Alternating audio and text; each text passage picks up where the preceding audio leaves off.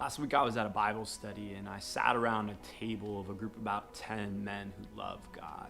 One of the men was sharing his story about how he was raised in a church that placed more emphasis on following the rules rather than following Jesus.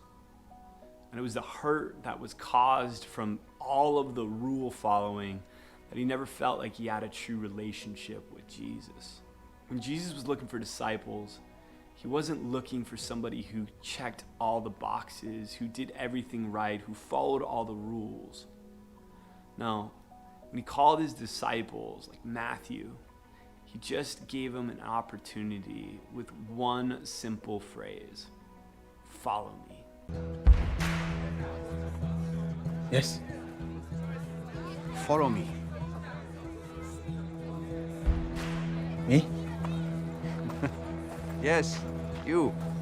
When we look at what Jesus says, follow me, there's a whole lot of things that come to mind.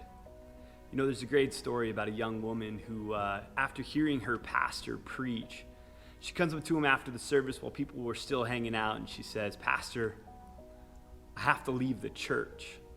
And the pastor was kind of confused because this woman had been going there for a little bit of time and she was starting to get connected. And he looked at her and he said, "Why?" She said, "Look around at all the people that you're teaching.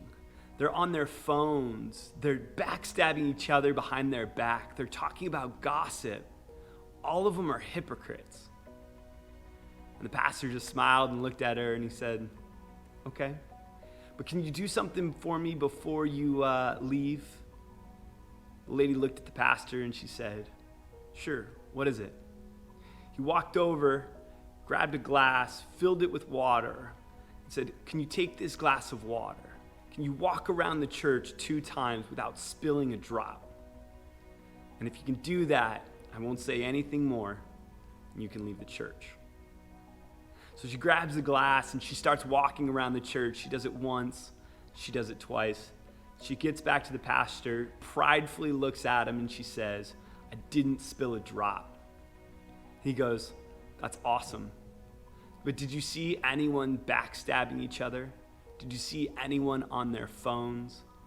Or did you see any hypocrites?" She was puzzled. She goes, "No, I was only looking at the glass. I was concentrating so hard not to spill a drop that I didn't see anything." The pastor smiled and said, "Well, if you came into church and you were that intent on following Jesus, it wouldn't matter what everyone else was doing. All that you would see is Jesus." When I see a lot of different things and I see a lot of different churches, the biggest thing that we deal with is people come in with an idea of what this church is going to be like. Unfortunately, church is never going to be Jesus. Every single individual inside of that building has a hurt past, has a story, or is doing something that isn't living up to what Jesus has called us to be. But that's okay. Being called as a disciple of Jesus isn't about following all the rules. It's about following him. If we look at the story of Matthew and we see what's happening in his life, Matthew was a tax collector, and by all standards of society, he was never to be a disciple. In fact, Jews were not supposed to be even in consideration or be around them.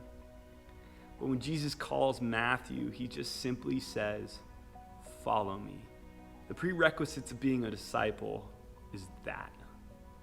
Are you and I willing to follow him? We've placed following rules above following Jesus. And that isn't the case. When you dive into Scripture and you define the relationship that Jesus wants to have with you and I, what he wants is a relationship. He wants to know that, are you willing to give up your life and everything in it to follow after him, to follow in his footsteps, to do what he does? No more rules, no more regulations, no more "are you doing this, are you doing that, are you washing your hands, are you cleaning this way?"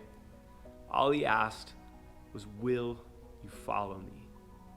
I think it's the hardest question that we'll ever get asked, because what following Jesus means is giving up everything that we are.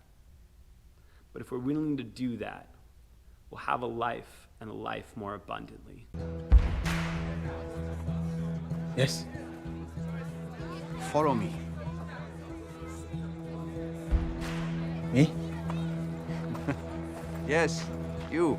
Guys, this whole series of Follow Me is tackling the really difficult questions of the things that we have in our life, and are we willing to give those up and replace them with following Jesus?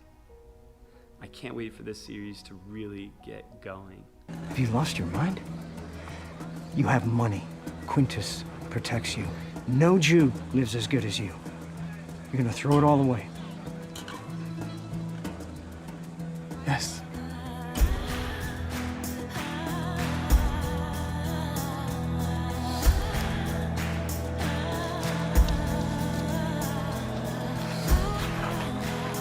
I don't get it.